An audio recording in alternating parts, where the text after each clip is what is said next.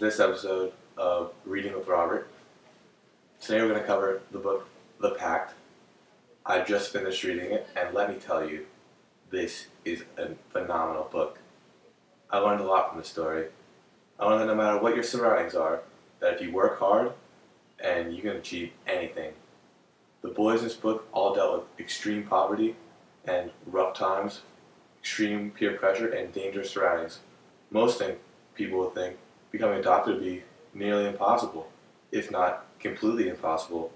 All of them rose above the occasion and got their doctor's degrees and became doctors, and were able to write 3 books. The book I read, The Pact. It was a very inspiring and motivational book. I also learned most bad decisions come from peer pressure and doing what you think everyone expects of you. The boys got themselves in trouble from time to time because of that. For instance, a caretaker, Ramek, almost got in serious trouble for stabbing a man. I like to read this passage from the book. Let me find the page. Page 81 here. Here it is. Suddenly, a daring thought popped into my head. I had bought a switchblade from my Uncle Rashid, small swap shop, and it happened to be in my coat pocket. I knew I'd really impress my boys, so I pulled it out now. I whipped out my knife. For a couple of seconds, I enjoyed that look of surprise and admiration in their eyes, that negates crazy look that can play on the ego of confused teenage boys and make him more dangerous than he even knew was possible. Uh-huh. Look what I got, I said with a cold face, a puffed out chest, an extended right arm, and the knife, tightening fist. I felt a rush of fear.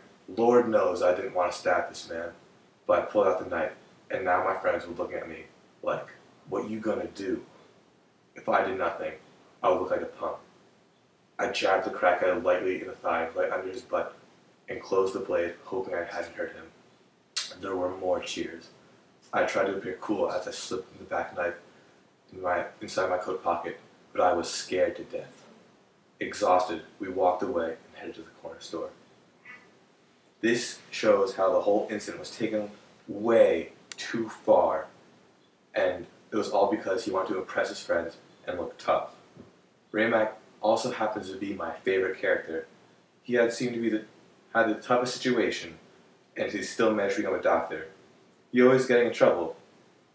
Something that really made him special was that despite his troublemaking and his poverty and not having a father as a role model, he still managed to get his doctor's degree with, I may add, great grades. And something that made me mad about this book, there is one chapter called DWB, which stands for Driving While Black, and Ramek gets pulled over for absolutely no reason by the police, and he thinks, it's not really proven, but from his point of view, he thinks that the cop pulled him over because he was black, and they found a knife in his glove compartment. Now, the knife was illegal, but Ramek didn't need to be pulled over, and he almost lost his doctor's degree. Also, I have a question for the viewers out there, and you can send your responses to iliketoread@gmail.com, and your questions will be posted and I will discuss them and share them, and maybe have open phone lines when I read them. The question of the day is, despite the inspirational nature of the book, do you think it is realistic for many success stories like this to happen for kids in similar situations? What I mean by that is that do you think people can read this book and be inspired and maybe become doctors? Because these boys, these 3 men, are very fortunate to have such success stories. And do you think kids that have similar stories, if they had the opportunity to become doctors, would be able to rise above the occasion and do the same as them? So that's, once again, I like to read, and I will see you next week when I do my review on Harry Potter, because the new movie is coming out soon, so I guess I will show you Harry Potter. So, as I say in French, sayonara. I will see you next week. Chase. And I needed